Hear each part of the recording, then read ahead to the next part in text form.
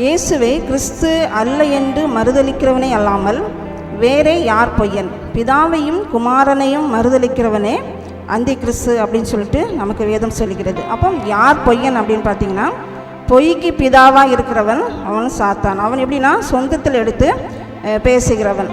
அவன் என்ன பரலோகத்தில் சாத்தான் என்ன சொன்னான் அப்படின்னா, கிறிஸ்துவை தேவன் என்று என்ன செய்யக்கூடாது, தேவன் இல்லை அப்படின்னு நினச்சினா சொன்னான். இன்றைக்கும் அநேக இது யெகோவா சாட்சிக்காரங்க அவன் இயேசு தேவன் என்று என்ன செய்கிறதில்ல, அவங்க சொல்லுகிறதில்ல. யோவான் 4வது அதிகாரம் 42வது வசனம் சொல்லுது.